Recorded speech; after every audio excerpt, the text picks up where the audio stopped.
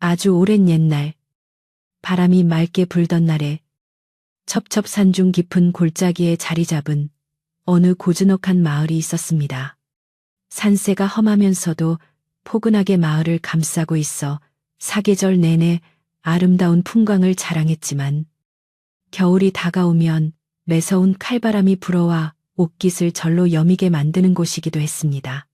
그 마을의 가장 양지 바른 곳에는 99칸 기와집이 웅장하게 자리 잡고 있었는데 그 집은 대대로 많은 소작농을 거느린 부잣집 최참판댁이었습니다. 기와지붕 위로는 언제나 밥 짓는 연기가 피어올랐고 곳간에는 쌀가마니가 그득그득 쌓여 있어 마을 사람들의 부러움을 한 몸에 받는 집이었습니다. 그러나 집안이 풍족하다고 해서 그 안에서 일하는 사람들까지 모두 편안한 것은 아니었으니 특히나 찬바람이 불기 시작하는 늦가을이면 아랫사람들의 손등은 터지고 허리는 펴질 날이 없었습니다. 이 댁에는 분이라고 불리는 마음씨 고운 하녀가 한 명 살고 있었습니다. 분이는 어려서 부모를 여의고 이 집에 들어와 잔심부름부터 시작하여 이제는 부엌일과 빨래를 도맡아 하는 처녀로 자라났습니다. 그녀는 남들이 싫어하는 폐진 일도 마다하지 않고 묵묵히 해내는 성품을 지녔기에 집안의 어른들도 그녀를 믿고 일을 맡기곤 했습니다. 분이의 얼굴은 비록 거친 일로 인해 그을리고 트기도 했으나 눈매 많은 맑은 호수처럼 깊고 선하여 보는 이로 하여금 마음을 편안하게 만드는 힘이 있었습니다. 그녀는 자신의 처지를 비관하기보다는 오늘 하루 밥을 먹을 수 있고 누울 곳이 있음에 감사하며 하루하루를 성실하게 살아가는 아이였습니다. 어느 날 하늘이 잔뜩 찌푸리고 금방이라도 눈이 쏟아질 듯한 으스스한 날씨였습니다.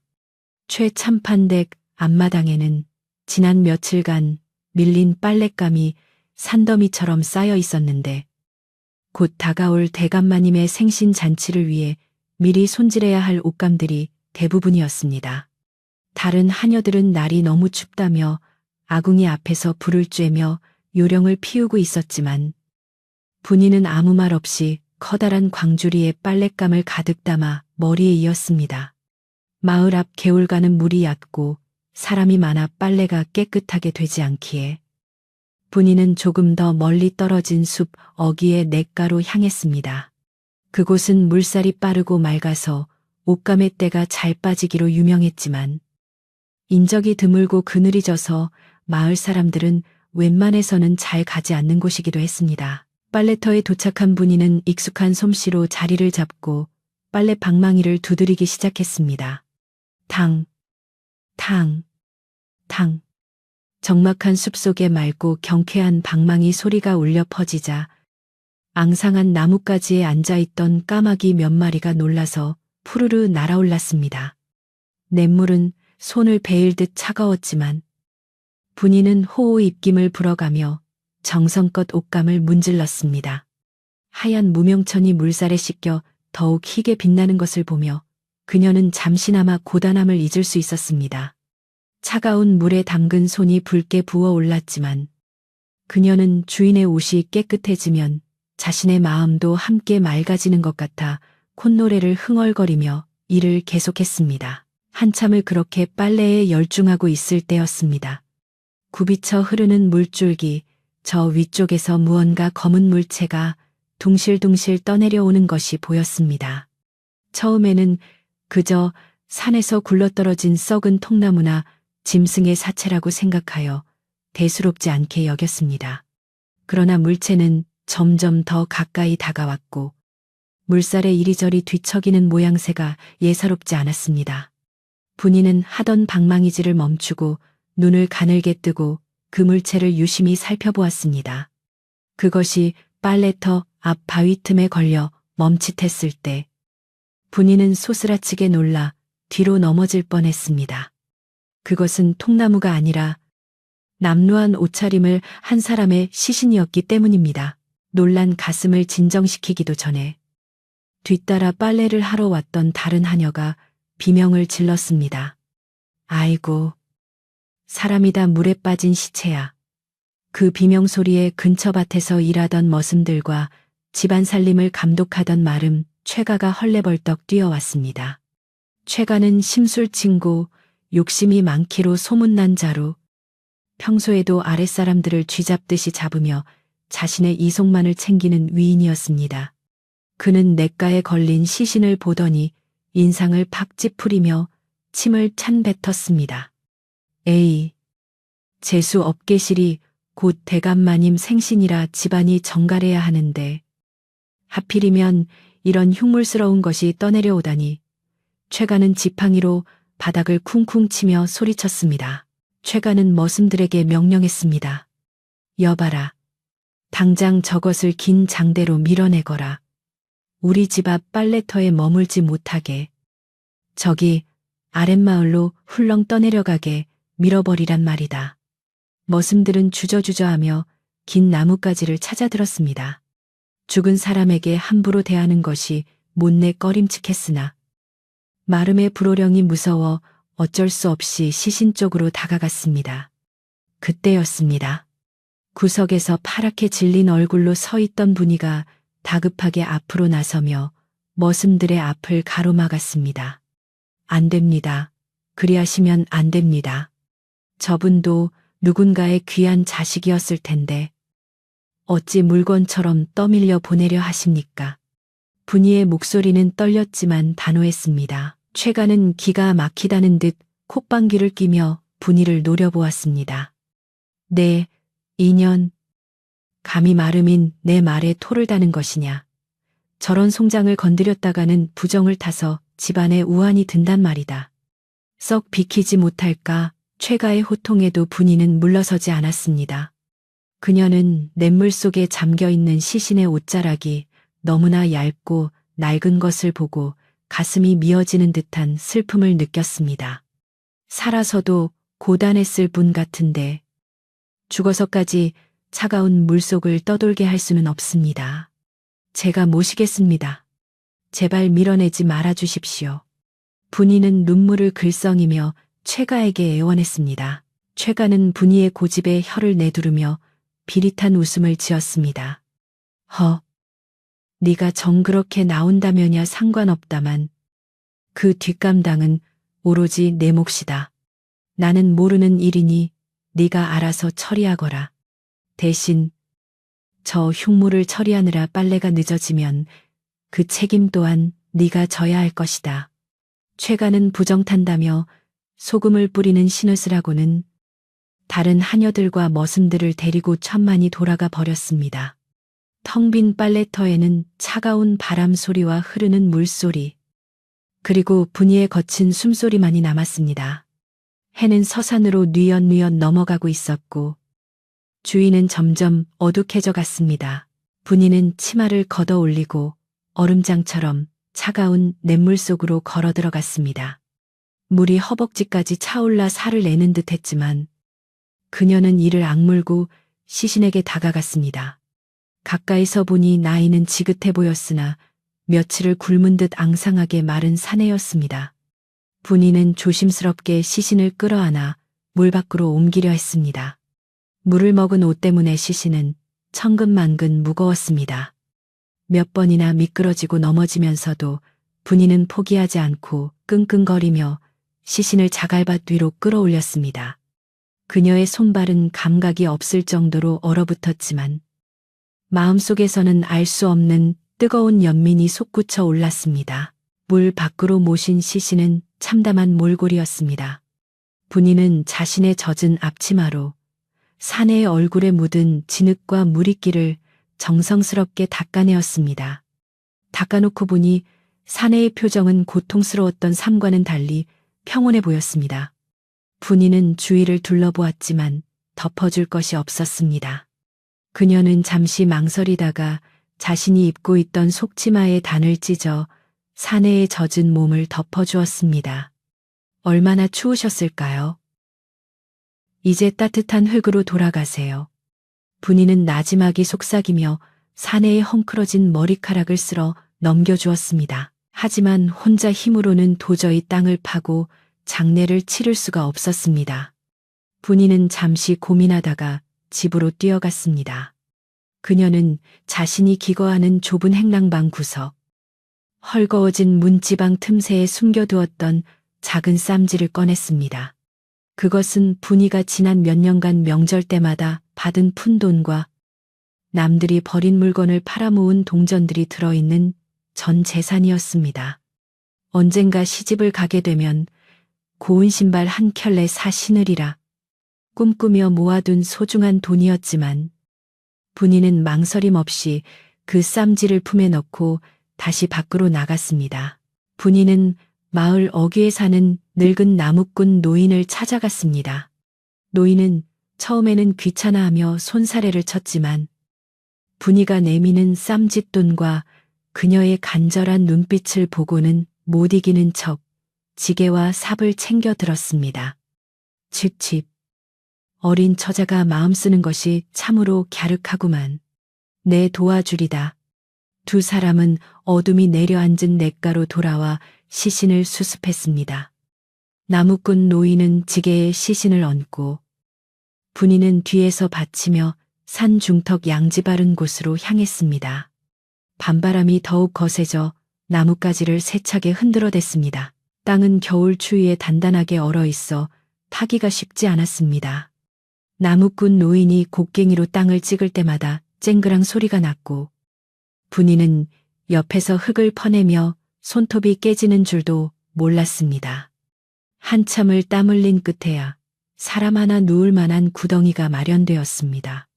거적대기 한 장 제대로 쓰지 못한 초라한 장내였지만 분이의 정성만큼은 비단 금침 못지 않았습니다. 흙을 다덮고 작은 봉분을 만든 뒤 분이는 냇가에서 떠온 정화수 한 그릇을 무덤 앞에 올렸습니다. 이름 모를 어르신, 부디 좋은 곳으로 가셔서 배붓지 말고 춥지 않게 지내십시오. 제가 해드릴 수 있는 것이 이것뿐이라 죄송합니다. 분이는 흙투성이가 된 무릎을 꿇고 정중하게 절을 올렸습니다. 나무꾼 노인도 묵묵히 옆에서 고개를 숙여 예를 표했습니다. 달빛이 구름 사이로 비치며 갓 만들어진 무덤과 분이의 젖은 어깨를 은은하게 비추었습니다. 비록 가진 것 없는 하녀가 치러준 장례였으나 그 순간만큼은 세상 어떤 왕우장상의 장례보다 엄숙하고 따뜻한 기운이 감돌았습니다. 일을 마치고 집으로 돌아오는 길. 분이의 몸은 천근만근 무거웠습니다. 옷은 젖어서 빳빳하게 얼어버렸고 주머니는 텅 비어버렸습니다. 내일부터 당장 필요한 물건을 살 돈도 없었고 늦게 들어왔다고 최가에게 혼날 걱정도 앞섰습니다. 하지만 이상하게도 분이의 발걸음은 가벼웠습니다. 가슴 한구석을 짓누르던 돌덩이가 사라진 듯 시원했고 밤하늘의 별들이 유난히 초롱초롱하게 빛나며 그녀를 위로해 주는 것만 같았습니다. 대문 안으로 들어서자 여전히 분주한 집안의 소음이 들려왔지만 분이는 조용히 미소 지으며 부엌 한 구석 자신의 잠자리로 향했습니다. 그날 밤 분이는 깊은 잠에 빠져들었습니다. 밖에서는 밤새도록 겨울비를 재촉하는 바람이 불었지만 분이의 꿈속은 봄날처럼 따스했습니다. 그리고 꿈결인지 생시인지 모를 몽롱한 기운 속에서 누군가가 방문을 두드리는 소리가 들려왔습니다. 똑, 똑, 똑. 아주 조심스럽지만 분명한 소리였습니다. 분이는 무거운 눈꺼풀을 힘겹게 들어 올리며 문 쪽을 바라보았습니다. 창호지 문 너머로 거대한 그림자가 어른거리고 있었습니다. 그것은 사람의 형상이었으나 보통 사람보다 훨씬 크고 웅장해 보였습니다. 분이가 숨을 죽이고 기다리자 문 밖에서 굵직하면서도 울림 있는 목소리가 들려왔습니다. 이보시오. 주인장, 내 동생 녀석이 자네 덕에 따뜻한 이불을 덮었소. 고맙고 또 고맙소. 목소리는 쇠가 긁히는 듯 거칠었지만 그 안에는 깊은 감사가 담겨 있었습니다. 분이는 두려움 반, 호기심 반으로 몸을 일으켜 앉았습니다. 누구십니까? 분이가 떨리는 목소리로 물었으나 대답 대신 문 앞에 무언가를 툭 내려놓는 소리가 들렸습니다. 그리고 거대한 그림자는 바람처럼 휙 사라져 버렸습니다. 분이는 조심스럽게 문을 열어보았습니다. 밖에는 아무도 없었고 다만 낡고 투박하게 생긴 빨랫방망이 하나만이 덩그러니 놓여 있었습니다. 비에 젖지도 않은 채 은은한 달빛을 받아 묘한 광채를 뿜어내는 그 방망이를 보며 분이는 이것이 예사로운 일이 아님을 직감했습니다. 이튿날 아침, 날이 밝자마자 분이는 눈을 번쩍 떴습니다. 지난밤의 일이 마치 꿈인 양 아스라하게 느껴졌지만 방문을 열어보니 문지방 앞에는 정말로 그 투박한 방망이가 놓여 있었습니다. 검붉은 박달나무로 깎은 듯 단단해 보였지만 손에 쥐어보니 솜털처럼 가볍고 손바닥에 착 감기는 느낌이 예사롭지 않았습니다. 분이는 방망이를 품에 안고 주위를 두리번거렸으나 마당에는 새벽 서리를 맞은 장독대만 고요히 서 있을 뿐 간밤의 거대한 손님은 흔적조차 없었습니다. 분이는 가슴이 두근거렸지만 곧 아침 일과를 시작해야 하는 종소리가 울려 퍼져 서둘러 방망이를 챙겨 부엌으로 나갔습니다. 오늘따라 마당에 쌓인 빨랫감은 산더미 같았는데 대감마님의 생신 잔치 준비로 평소보다 2배는 더 많은 양의 옷가지와 식탁보들이 쏟아져 나왔기 때문입니다. 다른 하녀들은 산더미처럼 쌓인 빨래를 보고는 기겁을 하며 뒤로 물러섰습니다. 아이고, 내 팔자야. 이 추운 날 저 많은 걸 언제 다 빤담 손이 다 얼어 터지겠네. 여기저기서 볼멘 소리가 터져 나왔지만 분이는 묵묵히 가장 큰 광주리에 빨래를 눌러 담았습니다. 그녀는 허리춤에 그 신비한 방망이를 단단히 꽂고는 어제 그 빨래터로 향했습니다. 어제 시신을 건져 올렸던 그 자리는 밤사이 내린 비로 인해 물이 불어나 있었고 물살은 더욱 거세게 휘몰아치고 있었습니다. 분이는 잠시 그 자리를 바라보며 마음속으로 고인의 명복을 다시 한번 빌고는 소매를 걷어붙이고 차가운 물 속에 빨래를 담갔습니다.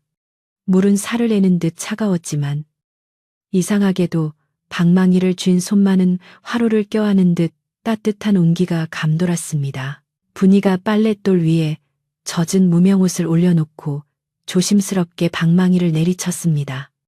뚝딱 맑고 청아한 소리가 숲속의 정막을 깨웠습니다. 그런데 참으로 기이한 일이 벌어졌습니다. 분이가 힘을 주어 내리친 것도 아니요.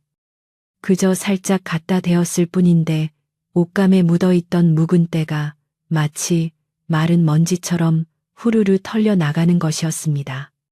잿물에 삶아도 잘 빠지지 않던 얼룩들이 방망이가 닿는 순간 눈 녹듯이 사라지고 누렇게 변색되었던 흰옷은 갓 짜낸 명주처럼 눈부시게 하얀 빛을 띠기 시작했습니다. 분이는 자신의 눈을 의심하며 다시 한번 방망이를 두드렸습니다. 이번에는 거칠거칠하던 삼배옷이 매끄러운 비단결처럼 부드럽게 변하며 은은한 윤기를 뿜어내었습니다. 놀라움은 거기서 그치지 않았습니다. 방망이질을 할 때마다 옷감에서 향긋한 매화 향기가 피어올라 퀴퀴한 땀 냄새와 묵은 냄새를 순식간에 덮어버렸습니다. 마치 봄날의 꽃밭 한가운데 앉아 빨래를 하는 듯한 착각이 들 정도로 고운 향기였습니다. 분이는 신이 나서 콧노래를 흥얼거리며 빨래를 계속했습니다. 평소 같으면 하루 종일 걸려도 다 못했을 엄청난 양의 빨래가 불과 1시경 밥 한 끼 먹을 시간 만에 모두 끝이 났습니다. 광주리에 차곡차곡 개어놓은 빨래들은 물기를 머금고 있음에도 불구하고 가볍기가 깃털 같았고 햇살을 받아 반짝반짝 빛이 났습니다. 분이는 이 신비한 방망이가 어제 그분이 두고 간 선물임을 확신하고 하늘을 향해 감사의 인사를 올렸습니다. 분이가 빨래를 마치고 집으로 돌아오자 안방마님과 한여장인 친모가 마루에 나와 빨래 검사를 하고 있었습니다. 친모는 깐깐하기로 소문난 사람이었기에 하녀들은 늘 그녀 앞에서 벌벌 떨곤 했습니다. 분이가 빨래 광주리를 내려놓자 친모가 눈을 가늘게 뜨고 옷감을 집어 들었습니다. 그런데 옷감을 만지는 순간 친모의 눈이 휘둥그레졌습니다. 아니, 이게 무슨 조화란 말이냐. 이 옷이 본래 이렇게 고운 것이었더냐. 친모는 옷을 얼굴에 비벼보기도 하고 냄새를 맡아보기도 하며 감탄을 금치 못했습니다. 안방마님 역시 곁에서 옷감을 만져보고는 깜짝 놀라 물었습니다. 분이야, 네가 도대체 무슨 수를 쓴 것이냐? 냇물에 은가루라도 풀었느냐? 옷에서 귀한 향이 나고 새 옷보다 더 맵시가 나는구나. 분이는 차마 도깨비 방망이 이야기까지는 할 수 없어 그저 수줍게 웃으며 대답했습니다. 그저 정성을 다해 두드렸을 뿐입니다. 마님은 분이의 손을 잡으며 칭찬을 아끼지 않았습니다. 네 손이 참으로 약손이로구나. 앞으로 우리 집의 중요한 옷까지는 모두 네가 맡아서 하거라. 내 너에게 큰 상을 내리겠다. 그날 저녁 분이에게는 따뜻한 쌀밥과 고기 반찬이 내려졌고 동료 하녀들도 부러움 섞인 눈으로 분이를 바라보았습니다. 분이는 자신에게 닥친 행운이 믿기지 않아 얼떨떨했지만 한편으로는 혹시라도 이 방망이의 비밀이 탄로날까봐 가슴 한구석이 조마조마했습니다. 그녀는 잠자리에 들 때마다 방망이를 품속 깊이 안고 잠들었습니다. 그러나 세상에 비밀은 없는 법이고 좋은 일에는 막아 끼기 마련이라 했습니다. 분이의 빨래 솜씨가 하루가 다르게 소문이 나고 마님의 총애를 받게 되자 이를 시기 어린 눈으로 지켜보는 이가 있었으니 바로 마름 최가였습니다. 최가는 며칠 전 냇가에서 시신을 건져주려는 분이를 구박하고 돌아섰던 일을 기억하고 있었습니다. 그 천한 것이 갑자기 무슨 재주로 빨래도사가 되었단 말인가. 며칠 전까지만 해도 손이 터져서 쩔쩔매던 년이 최가는 의심스러운 눈초리로 분이의 일거수일투족을 감시하기 시작했습니다. 그는 분이가 빨래터로 갈 때 몰래 뒤를 밟아 풀숲에 숨어 지켜보기도 했습니다. 어느 날 오후 최가는 기어이 분이가 사용하는 방망이의 비밀을 목격하고 말았습니다. 멀리서 지켜보던 최가의 눈에 분이가 들고 있는 낡은 방망이가 햇빛을 받아 기묘한 보랏빛을 띠는 것이 보였습니다. 그리고 그 방망이가 닿는 곳마다 흙탕물이 맑은 물로 변하고 헌옷이 새 옷으로 변하는 광경을 똑똑히 보게 된 것입니다. 최가의 입이 떡 벌어졌습니다. 저것은 예사 물건이 아니다. 필시 도깨비 방망이거나 신선이 쓰는 요물임이 틀림없다. 최가의 눈동자가 탐욕으로 번들거렸습니다. 저런 보물을 저런 천한 계집이 가지고 있다니. 말도 안 되는 일이지. 저것만 있으면 내 팔자가 필시 고쳐질 것이다. 빨래방을 차려도 큰 돈을 벌 것이고 비단 장사를 해도 떼돈을 벌 것이야. 최가는 당장이라도 달려가 빼앗고 싶었지만 보는 눈이 많아 꾹 참았습니다. 그는 며칠 동안 분이를 함정에 빠뜨릴 궁리만 했습니다. 그리고 마침내 기회가 왔습니다. 대감마님이 며칠간 출타를 하시고 집안의 규율이 조금 느슨해진 틈을 타 최가는 험상궂은 표정으로 부엌 뒷마당에서 일하고 있는 분이를 불러 세웠습니다. 분이야, 이리 좀 와보거라. 최가의 목소리는 짐짓 부드러운 척했으나 그 속에는 날카로운 가시가 숨겨져 있었습니다. 분이는 영문도 모른 채 하던 일을 멈추고 공손하게 다가갔습니다. 네, 부르셨습니까? 최가는 주위를 살피더니 대뜸 분이의 허리춤을 가리키며 말했습니다. 네가 요즘 빨래할 때 쓰는 그 방망이 말이다. 그것 좀 내게 보여다오. 대감마님께서 집안의 물건들을 점검하라고 하셨느니라. 분이는 가슴이 철렁 내려앉았습니다. 아, 이것은 제 물건입니다.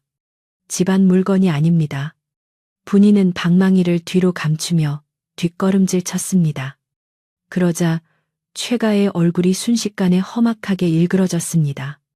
이 고얀 년 이 집안에 있는 쥐새끼 한 마리도 다 대감마님의 소유건을 감히 네 물건이라니 네가 이 집에 들어올 때 빈손으로 들어온 것을 내가 모를 줄 아느냐 썩 내놓지 못할까. 최가는 거칠게 분이의 팔을 낚아채고 억지로 방망이를 빼앗으려 들었습니다. 분이는 안간힘을 쓰며 버텼습니다. 안 됩니다. 이것은 제게 은인이 주신 선물입니다. 제발 돌려주십시오. 분이의 외침에 부엌에 있던 다른 하녀들이 놀라 뛰어나왔지만 평소 서슬퍼런 최가의 위세에 눌려 누구 하나 나서지 못하고 발만 동동 구를 뿐이었습니다. 힘이 약한 분이는 결국 건장한 최가의 힘을 당해내지 못하고 방망이를 빼앗기고 말았습니다. 바닥에 내동댕이 처진 분이는 흙바닥에 무릎을 꿇고 눈물을 흘리며 애원했습니다. 마름어른, 잘못했습니다. 제발 그것만은 돌려주세요. 그것 없이는 저는. 방망이를 손에 넣은 최가는 승리감에 도취되어 낄낄거렸습니다. 그는 방망이를 이리저리 살펴보며 흐뭇해했습니다. 흐흐, 나무떼기 하나 가지고 유난을 떠는구나. 네가 이걸 훔친 것이 틀림없다. 어디서 굴러먹던 물건인지는 몰라도 이제부터 이것은 아니, 대감마님의 귀한 재산이다. 최가는 뻔뻔스럽게 거짓말을 늘어놓았습니다. 그리고는 자신의 악행을 정당화하기 위해 분이에게 누명을 씌우기 시작했습니다. 보아하니 네가 이 요상한 물건으로 요술을 부려 사람들의 눈을 속였구나. 빨래가 깨끗해진 것이 아니라 눈속임을 한 것이야. 이런 요물 같은 년을 집안에 둘 수는 없다. 최가는 씩씩거리며 하인들에게 명령했습니다. 여봐라. 인연이 요술로 집안을 어지럽히고 주인을 기만하려 했다. 당장 전현을 저기 구석진 쌀 광 다락방에 가두어라. 대감마님이 돌아오셔서 처분을 내리실 때까지 물 한 모금도 주지 말고 꼼짝 못하게 하라. 머슴들은 분이가 억울한 것을 알았지만 최가의 불호령에 어쩔 수 없이 분이를 끌고 갔습니다. 분이는 끌려가면서도 최가의 손에 들린 방망이만을 하염없이 바라보며 울부짖었습니다. 그것은 욕심으로 다룰 물건이 아닙니다. 돌려주십시오. 하지만 굳게 닫힌 다락방 문 너머로 그녀의 목소리는 묻혀버렸습니다. 차가운 다락방에 갇힌 분이는 캄캄한 어둠 속에 홀로 남겨졌습니다. 바닥에서 올라오는 냉기가 온몸을 휘감았고 밖에서 들려오는 바람 소리가 마치 귀신의 울음소리처럼 들려왔습니다. 분이는 무릎을 끌어안고 훌쩍였습니다. 억울하고 분해서 눈물이 멈추지 않았지만 그녀가 더 걱정하는 것은 자신의 안위가 아니었습니다. 그 도깨비님이 주신 귀한 물건이 저런 악한 사람의 손에 들어갔으니 분명 사달이 날 텐데 부디 큰 화가 미치지 않아야 할 텐데 분이는 착한 마음씨 그대로 자신을 괴롭힌 집안 사람들의 안위까지 걱정하고 있었습니다. 그녀는 작은 창문 틈으로 들어오는 달빛을 바라보며 냇가에 묻힌 그분에게 간절히 기도했습니다. 부디 노여워하지 마시고 제가 다시 찾을 때까지 잠시만 참아주세요. 한편 분이를 가두고 방망이를 차지한 최가는 자신의 방으로 돌아와 희희낙낙했습니다. 그는 방문을 걸어 잠그고 촛불 아래서 방망이를 꺼내 들었습니다. 이제 이 보물은 내 것이다. 내일 날이 밝으면 장터에 나가 이 방망이의 위력을 시험해보고 큰돈을 벌어 기와집도 사고 논밭도 사야지. 최가는 김칫국부터 마시며 상상의 나래를 펼쳤습니다. 그는 방망이가 더러워질까봐 비단 보자기로 꽁꽁 싸매어 자신의 머리맡에 두고는 돈방석에 앉는 꿈을 꾸며 잠을 청했습니다. 하지만 그는 알지 못했습니다. 도깨비의 물건은 주인의 마음을 비추는 거울과 같아서 탐욕스러운 자가 손을 대면 끔찍한 재앙이 된다는 사실을 말입니다. 밤이 깊어지자 최가의 방 안에 이상한 기운이 감돌기 시작했습니다. 머리맡에 두었던 방망이에서 검은 연기가 스멀스멀 피어오르더니 방 안을 가득 채우기 시작했습니다. 촛불이 파르르 떨리다가 꺼져버리고 사방에서 킥킥킥 킥킥킥 하는 기분 나쁜 웃음소리가 들려왔습니다. 최가는 으스스한 한기를 느끼며 잠에서 깼습니다. 누구냐, 누가 감히 내 방에 들어왔느냐. 그는 더듬거리는 손으로 부싯돌을 켜려 했지만 손이 덜덜 떨려 쉽지 않았습니다. 그때 어둠 속에서 방망이가 스스로 공중으로 떠오르더니 최가의 눈앞에서 춤을 추듯 흔들거리기 시작했습니다. 그것은 마치 분노한 도깨비가 몽둥이를 들고 서 있는 형상처럼 보였습니다. 최가는 비명을 지르며 이불을 뒤집었었지만 방망이는 멈추지 않았습니다. 방망이는 방 안의 가구들을 쿵쿵 두드리기 시작했습니다. 장롱문이 벌컥 열리고 안에 있던 옷가지들이 쏟아져 나왔으며 도자기들이 와장창 깨지는 소리가 났습니다. 아이고, 사람 살려 도둑이야. 아니 도깨비야. 최가는 혼비백산하여 방문을 열고 뛰쳐나가려 했지만 문은 밖에서 잠긴 듯 꼼짝도 하지 않았습니다. 방 안은 순식간에 난장판이 되었고 최가는 구석에 쭈그리고 앉아 벌벌 떨며 아침이 오기만을 기다려야 했습니다. 이것은 단지 시작에 불과했습니다. 욕심쟁이 최가가 불러온 화는 이제 막 그 서막을 올린 것이었습니다. 밤새도록 최가의 방에서 들려오는 우당탕거리는 소리에 다른 하인들도 잠을 설쳤지만 평소 최가의 성정이 괴팍한지라 아무도 감히 무슨 일인지 들여다볼 엄두를 내지 못했습니다. 그저 또 술을 마시고 행패를 부리나 보다 하고 혀를 찰 뿐이었습니다. 갇혀있는 분이만이 그 소리가 무엇을 의미하는지 어렴풋이 짐작하며 뜬 눈으로 밤을 지새웠습니다. 쌀광의 작은 창문으로 새벽빛이 희미하게 스며들 때쯤 집안의 공기는 전날과는 사뭇 다른 무겁고 음산한 기운으로 가득 차 있었습니다. 도깨비의 장난은 이제 막 시작되었고 최가의 탐욕은 온 집안을 쑥대밭으로 만들 준비를 하고 있었습니다. 날이 완전히 밝자 최가는 느탄 눈으로 방에서 기어 나왔습니다. 그의 머리는 산발이었고 옷은 찢겨 있었습니다. 그는 한 손에 방망이를 꼭 쥐고 있었는데 마치 그것이 자신을 지켜줄 유일한 부적이라도 되는 양 집착하고 있었습니다. 이건 내 거야. 절대 못 줘. 그는 중얼거리며 빨래터가 아닌 마당 한가운데에 있는 큰 무락돌로 만든 물통으로 향했습니다.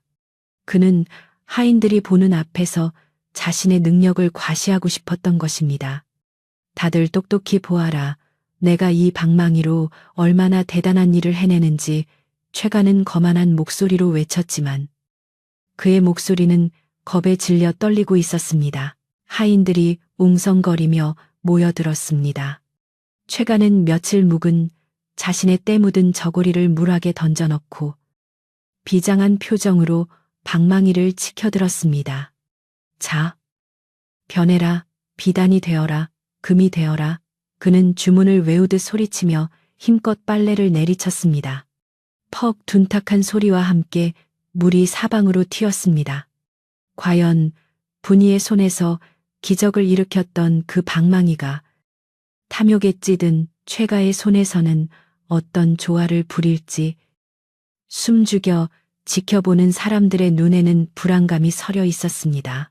모든 하인들의 시선이 최가에게 쏠린 가운데 그는 기세등등하게 방망이를 높이 쳐들었다가 힘껏 내리쳤습니다. 쾅하는 둔탁한 소리가 마당을 울렸습니다. 그런데 그 순간 모두의 예상을 뒤엎는 끔찍한 일이 벌어졌습니다. 분이가 두드렸을 때는 눈처럼 하얗게 변하던 옷감이 최가의 방망이에 닿자마자 찌익 하는 소름 끼치는 소리를 내며 사방으로 찢겨 나갔습니다. 마치 굶주린 짐승이 발톱으로 핥힌 듯 옷은 순식간에 너덜너덜한 걸레 조각이 되어버렸고, 물악에 담겨 있던 맑은 물은 순식간에 시커먼 먹물처럼 변해버렸습니다. 그 물에서는 하수구에서나 맡을 법한 고약한 악취가 진동하여 구경하던 하인들이 코를 틀어막고 뒷걸음질 칠 정도였습니다. 최가는 자신의 눈앞에서 벌어진 일을 믿을 수가 없어 눈을 비비고 다시 보았습니다. 이게 무슨 변고란 말이냐. 내가 힘 조절을 잘못했나. 그는 당황하여 식은땀을 흘리며 옆에 있던 다른 비단 옷을 집어들었습니다. 그것은 대감마님이 가장 아끼시는 귀한 비단 두루마기였습니다. 이번에는 기필코 금으로 만들어주마. 최가는 오기를 부리며 다시 한번 방망이를 휘둘렀습니다. 하지만 결과는 더욱 참담했습니다. 방망이가 닿는 순간 고운 비단옷은 불에 탄 듯이 검게 그을리더니 툭툭 끊어져 재처럼 부서져 내렸습니다. 검은 재가 최가의 얼굴과 온몸에 달라붙어 그는 마치 굴뚝 청소를 한 사람처럼 새까맣게 변해버렸습니다. 마당은 순식간에 아수라장이 되었습니다. 하인들은 비명을 지르며 도망쳤고 최가는 아니야. 이럴 리가 없어. 이건 저 계집년이 요술을 부려놓은 게 틀림없어. 라며 고래고래 소리를 질렀습니다. 그러나 재앙은 거기서 멈추지 않았습니다.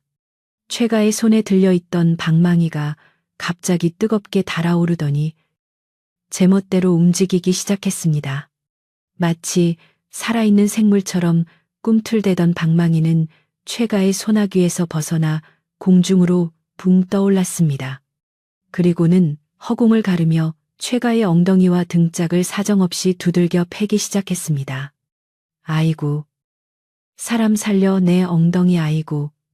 나 죽네. 최가는 마당을 뒹굴며 비명을 질렀지만 방망이는 멈출 줄 모르고 그를 쫓아다니며 매질을 해댔습니다. 소라는 마당을 넘어 집안 전체로 번져갔습니다. 도깨비의 심술이 본격적으로 시작된 것이었습니다. 부엌에서는 멀쩡하던 솥뚜껑이 솥 안으로 쑥 들어가 버려 밥을 지을 수 없게 되었고, 아궁이에서는 불이 거꾸로 타올라 연기가 부엌을 가득 메웠습니다.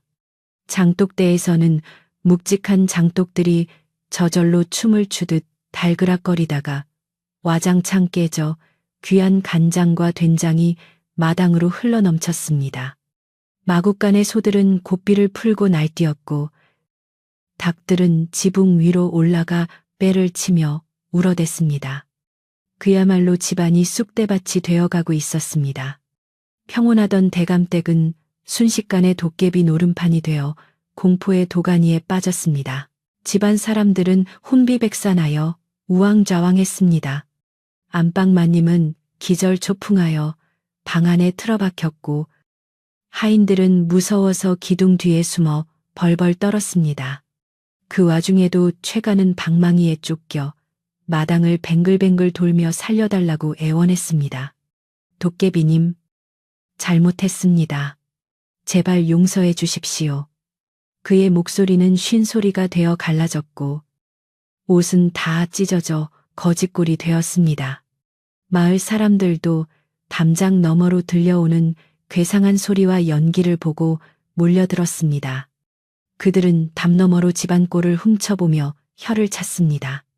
저런, 최가 저놈이 욕심을 부리더니 결국 동티가 났구나. 주인을 알아보지 못하는 물건을 탐하니 저 꼴이 나지. 이 난리통에 집안의 가장 큰 어른이신 뒷방 노마님이 지팡이를 짚고 방문을 열고 나오셨습니다.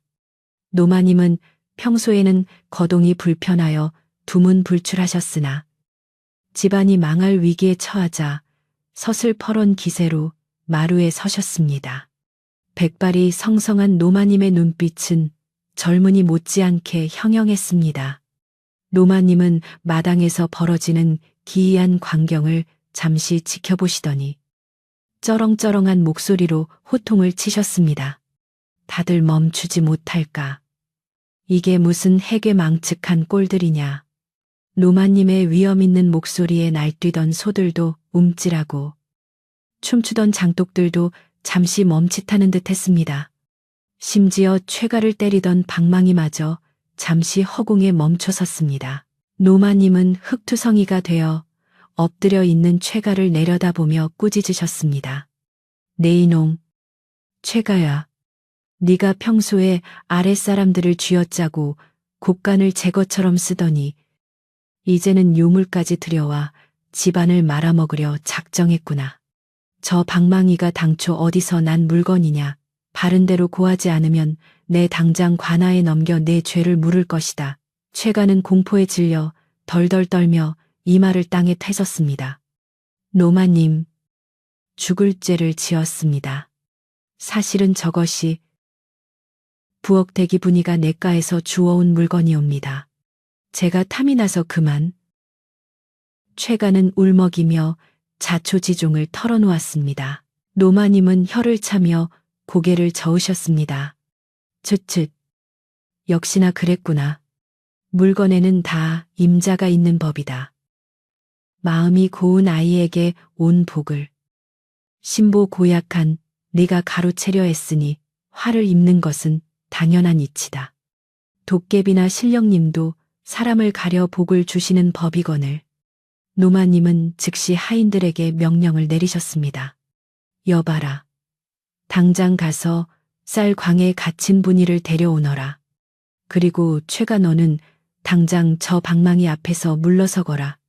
내 더러운 욕심이 묻은 손으로는 저것을 진정시킬 수 없다. 하인들은 노마님의 명령이 떨어지자마자 불이 나게 쌀광으로 달려갔습니다. 굳게 닫혀있던 쌀광의 문이 열리자 어두운 구석에 웅크리고 있던 분이가 눈부신 햇살에 눈을 찌푸리며 고개를 들었습니다. 하루 꼬박 굶고 추위에 떨었음에도 분이의 얼굴은 맑고 평온해 보였습니다. 그녀는 자신이 갇혀있는 동안에도 오직 집안에 화가 미치지 않기만을 기도하고 있었던 것입니다. 하인들은 분이를 부축하며 다급하게 말했습니다. 분이야, 어서 가자. 집안이 난리가 났어. 노마님께서 너를 찾으신다. 분이는 영문도 모른 채 하인들의 손에 이끌려 마당으로 나왔습니다. 분이가 마당에 들어서자 거짓말처럼 주위의 공기가 바뀌기 시작했습니다. 허공에서 윙윙거리며 위협적으로 돌아다니던 방망이가 분이를 보자마자 움직임을 멈추고 천천히 하강했습니다. 마치 주인을 알아본 강아지처럼 방망이는 분이의 발치에 툭 떨어져 얌전해졌습니다. 분이는 엉망이 된 집안 꼴과 만신창이가 된 최가를 보고 깜짝 놀라 입을 다물지 못했습니다. 찢어진 옷, 깨진 장독, 검게 그을린 마당. 모든 것이 처참했습니다. 분이는 떨리는 손으로 발치에 놓인 방망이를 조심스럽게 집어들었습니다. 그러자 방망이에서 은은하고 따뜻한 온기가 전해져 오며 분이의 얼어붙은 손을 녹여주었습니다. 노마님은 그 모습을 지켜보며 고개를 끄덕이셨습니다. 보아라. 저 미물도 제 주인을 알아보는 법이다. 분이 네가 저 물건의 진정한 주인이다. 노마님은 분이에게 다가와 따뜻한 눈길로 말씀하셨습니다. 네가 냇가에서 억울한 혼백을 거두어 주었다는 이야기를 뒤늦게 들었다. 네, 그 착한 마음씨가 하늘을 감동시키고 도깨비의 마음까지 움직인 것이다.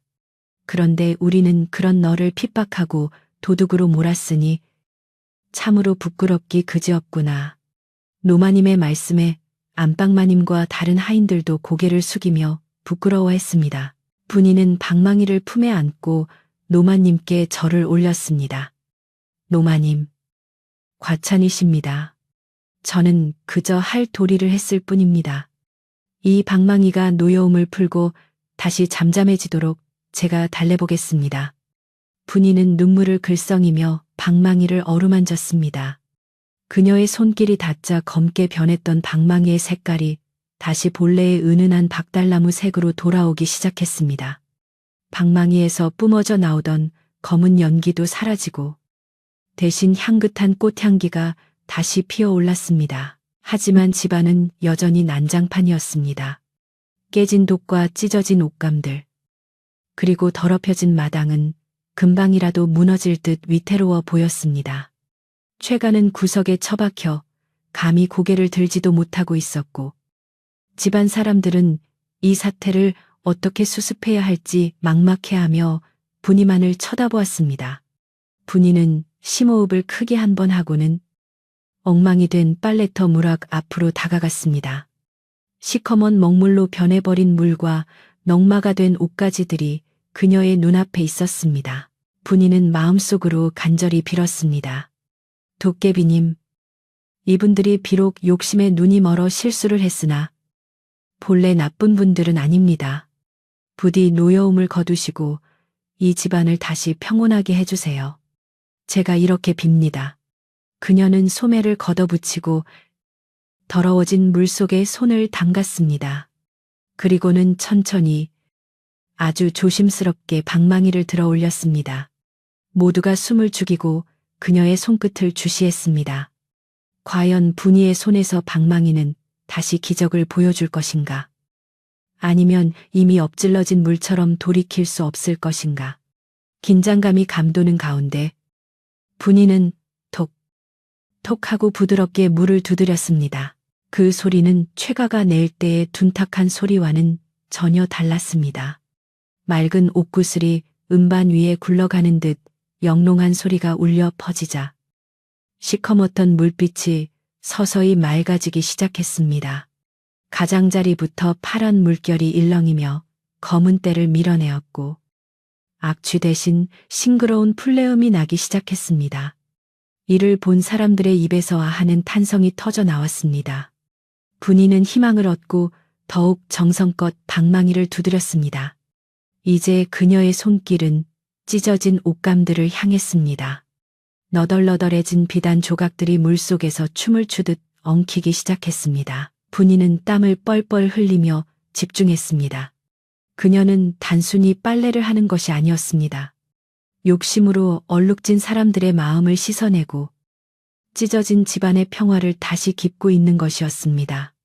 그녀의 이마에 맺힌 땀방울이 냇물에 떨어져 동그라미를 그릴 때마다 도깨비 방망이는 신비로운 빛을 내뿜으며 화답했습니다.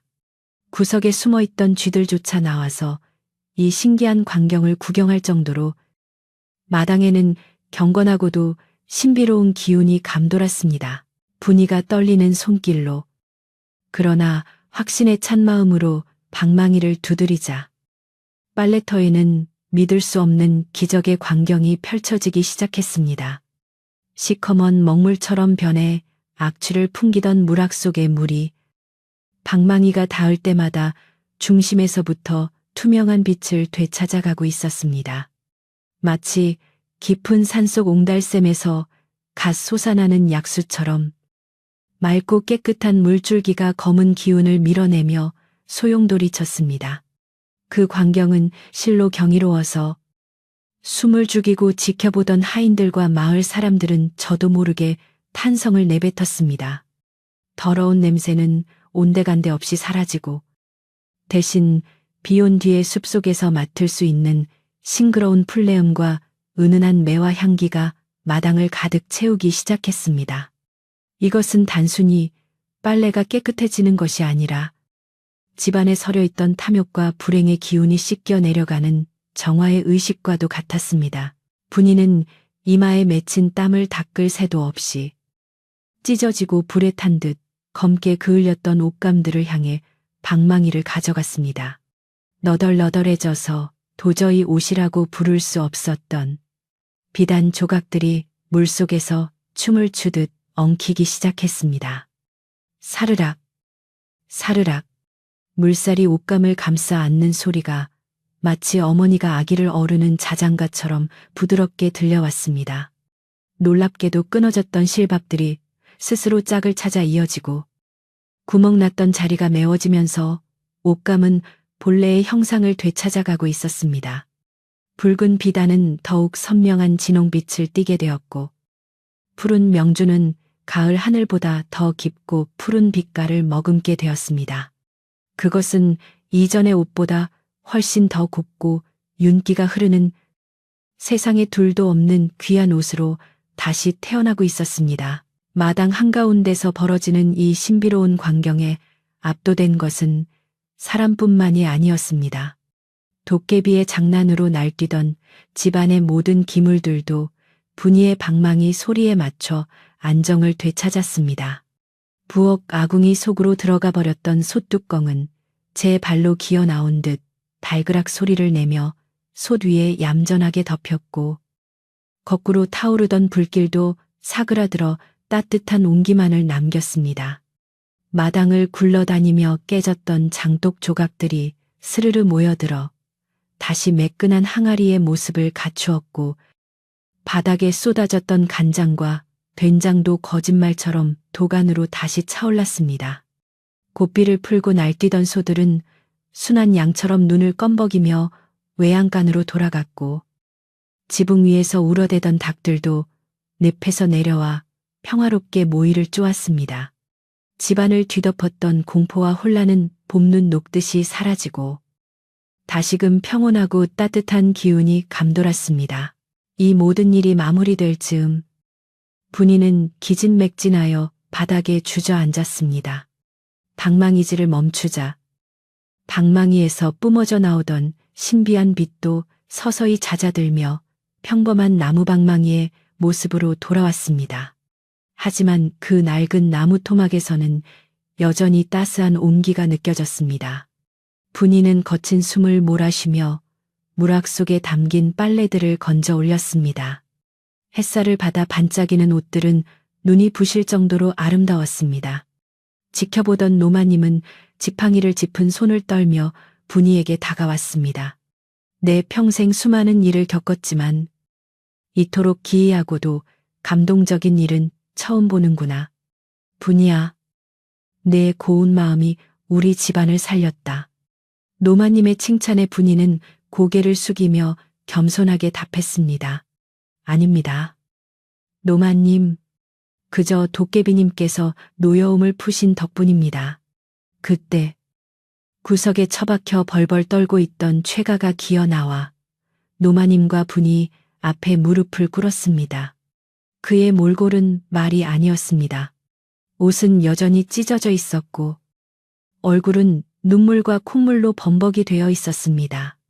그는 평소의 거만한 태도는 온데간데 없이 바닥에 머리를 토시며 통곡했습니다. 노마님, 그리고 분이야.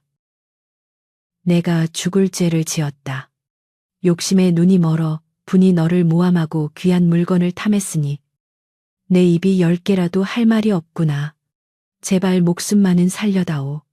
최가의 참회는 진심 어린 두려움에서 나온 것이었습니다.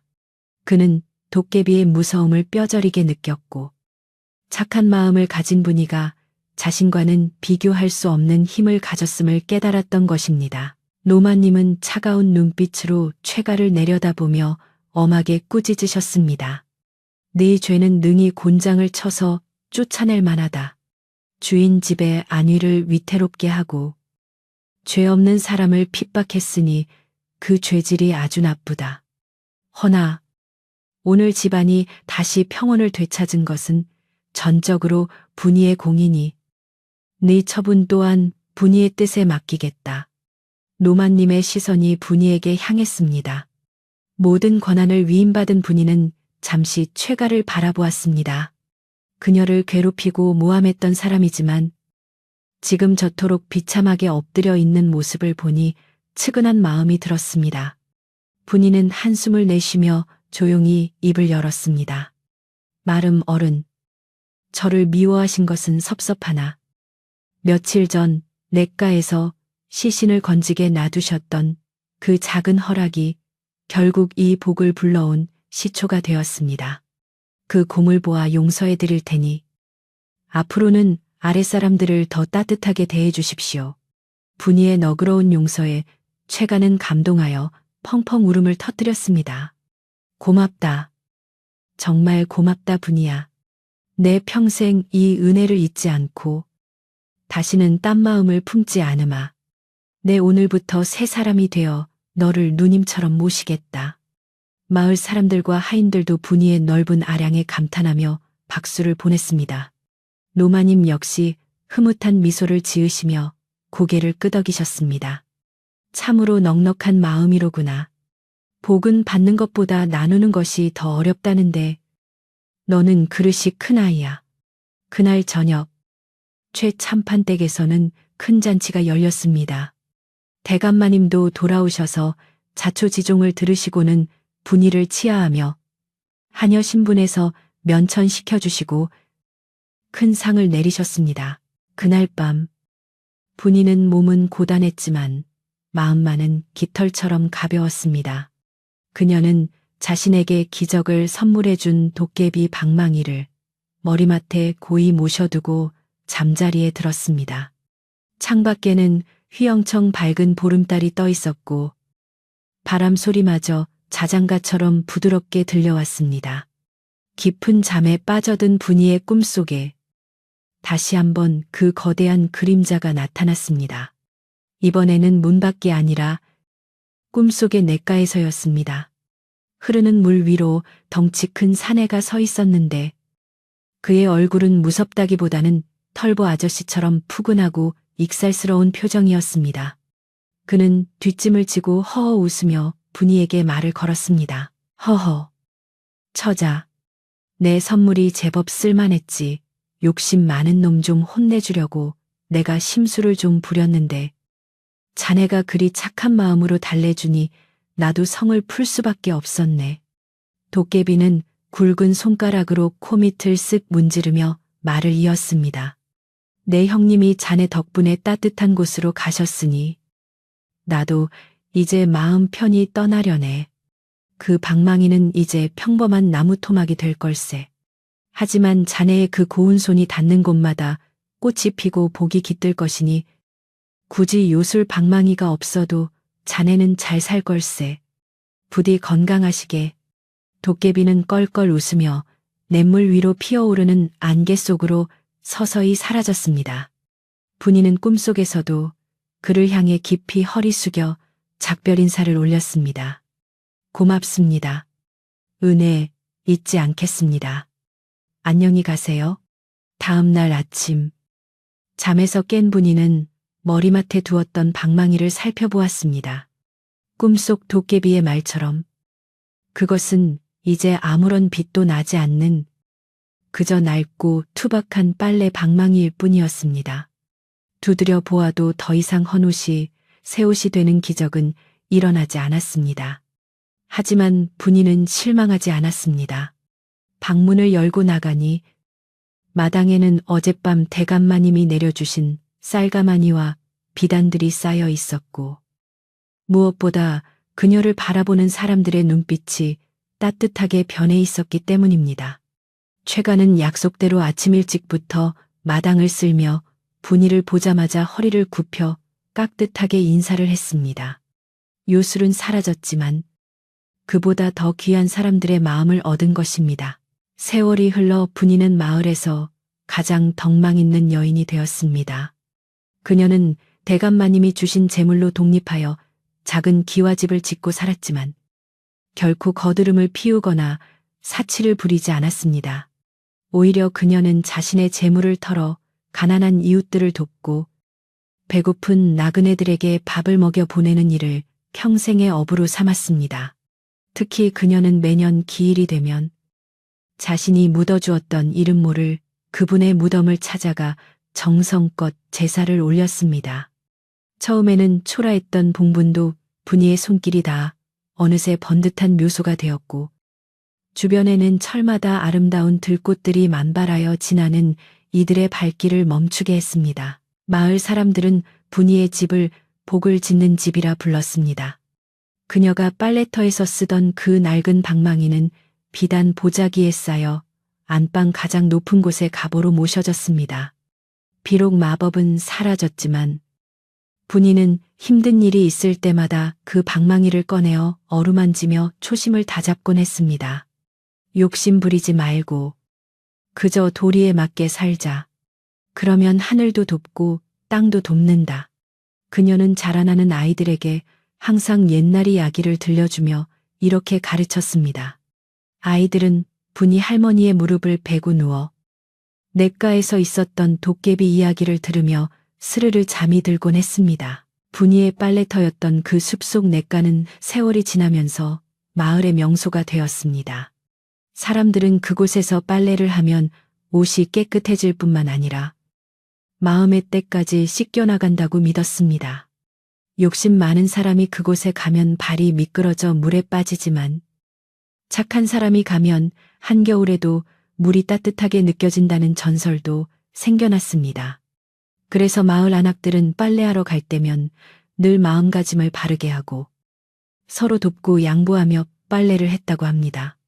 덕분에 그 마을은 인심 좋고 살기 좋은 곳으로 소문이 자자하여 먼 곳에서도 사람들이 찾아와 살고 싶어하는 동네가 되었습니다.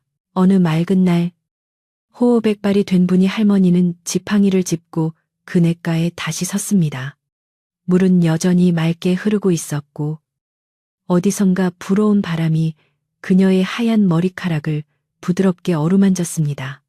물소리는 마치 잘 살았다. 참 잘 살았다 하고 속삭이는 도깨비의 목소리처럼 들렸습니다. 분이는 냇물을 향해 잔잔한 미소를 지어 보였습니다.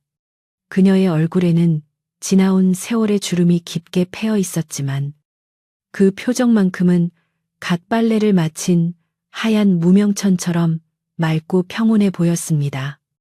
햇살이 냇물에 부서져 반짝이는 평화로운 오후였습니다. 자, 오늘의 이야기는 여기까지입니다.